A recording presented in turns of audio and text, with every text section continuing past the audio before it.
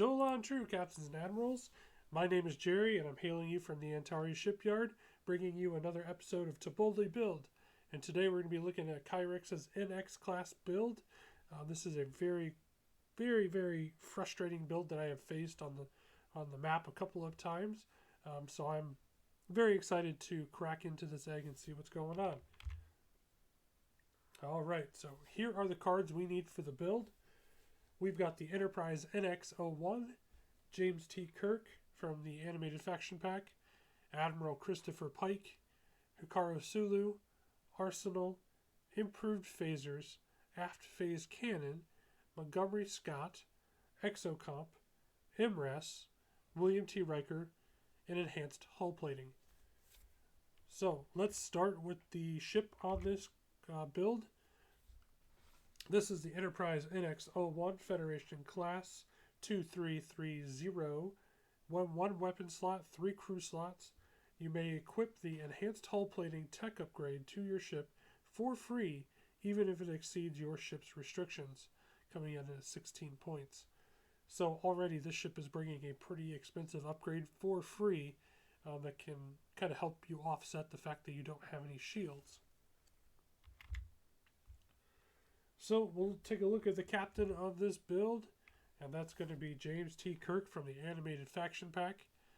Skill 8, Elite Talent Slot, cost 5. Action, place a scan token or a battle stations token besides this ship, and perform the action of a crew upgrade equipped to the ship as a free action. Awesome ability. Kind of reminds me of Picard 9 a little bit, but this one lets you do some extra things. The big part of this build that you're going to be utilizing is the battle stations token, not so much the scan token, but we'll definitely get more into why here in a second. So we do have an Admiral on this build, so that Skill 8 Kirk becomes a Skill 10 Kirk. Christopher Pike, Admiral, Mirror Universe, coming from the Kelvin Faction Pack, +2 to your Captain Skill, Elite Talent Slot. Add 1 crew upgrade to the ship's upgrade bar. So now we're creating a 4th crew slot. Fleet action, flip up to 2 specialization cards equipped to this ship. I don't believe that is in play here. So really we're utilizing Christopher Pike for the 2 Captain Skill boost and the crew slot. The first crew on the ship is going to be Hikaru Sulu from the USS Enterprise Pack. Wave 0, I believe. Action, add 2 to your agility for the rest of this round. Each time you defend this round, you may convert 1 battle stations result into 1 evade result. So, Mr. Sulu allows you to add 2 defense dice to your roll. So, when you do the battle stations token with Kirk, Sulu is the crew action that you will do to effectively create even more of a defensive ship. So your NX class is rolling 3 natural defense dice. With Sulu, now you're up to 5.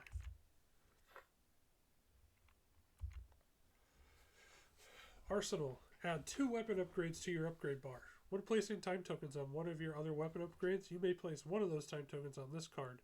No ship may be equipped with more than 1 Arsenal upgrade. So Arsenal, while it occupies a weapon slot, it also gives you 2 extra weapon slots. So that's very important on this build because you need those weapon slots. So the first weapon in this build is going to be the Improved Phasers at 4 attack dice, range 1 to 3. This comes from the USS Enterprise B pack. Place 2 time tokens on this card to perform this attack. Treat this weapon as an attack with your primary weapon. So that last bit, treat this attack as your primary weapon, allows for range bonuses to come into play, both good and negative. So if you're attacking an enemy at range 3, they get to roll +1 defense dice. But if you're attacking somebody at range 1, you get the +1 attack die bonus on this.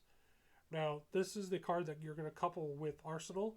So you'll place 1 time token on Improved Phasers, 1 time token on Arsenal, effectively allowing you to remove those time tokens at the end of turn, so you can fire Improved Phasers every turn.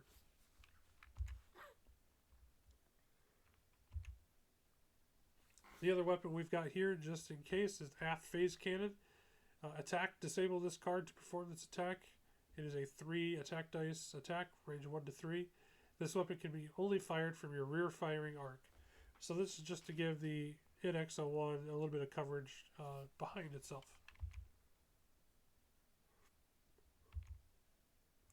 The next crew is going to be Montgomery Scott. He is from the HMS Bounty. Add 1 upgrade slot to your upgrade bar, tech or weapon.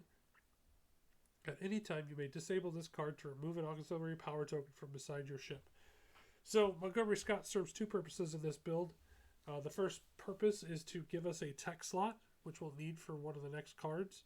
And then with enhanced hull plating, he is needed for the removal of auxiliary power tokens. Speaking of that tech, we've got the Exocomp. This is from the 2017 Federation vs. Klingon starter set. Planning phase, place 2 time tokens on this card. Repair 1 damage to the ship's hull. So Exocomp is here to kind of serve as a band-aid to kind of help the NX survive a little more if something does end up sneaking through its enhanced hull plating and all the defense dice that it's going to be throwing. So MRES is one of those passive cards that's going to be combined with Kirk and Sulu and Montgomery Scott. She comes from the animated faction pack. When a battle station token is placed beside the ship, remove a disabled token from a crew upgrade equipped to the ship. So remember, we talked about James Kirk. He's going to be utilizing the battle stations token over the scan token.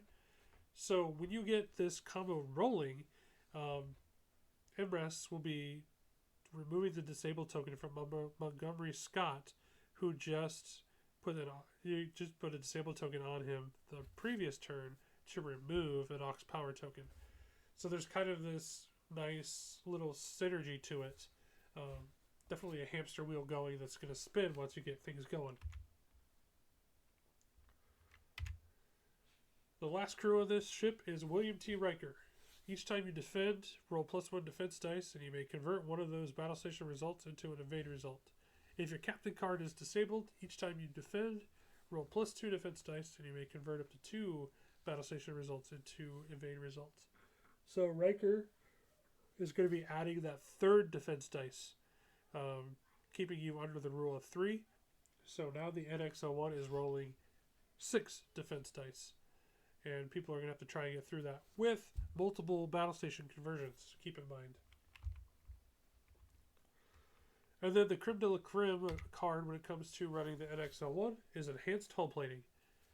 During the roll defense dice step of the combat phase, if your ship is not cloaked and you have no active shields, you may add up to 2 evade results to your defense roll.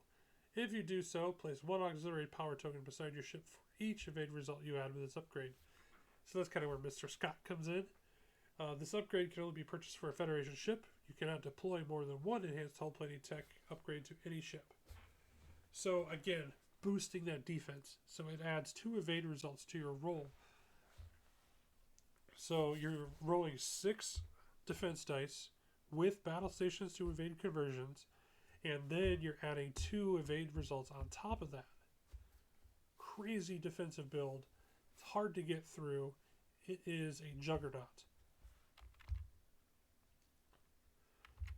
Alright, speaking of that action economy, again, you'll be utilizing James T. Kirk as your first action to place that battle stations token.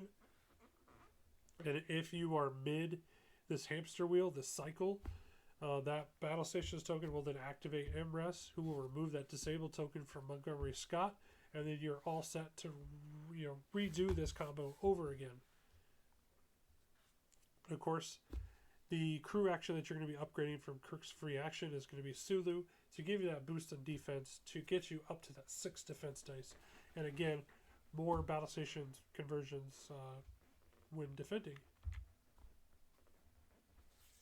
So this Enterprise NX-01 comes in at 50 SP. I will put a little bit of an asterisk here.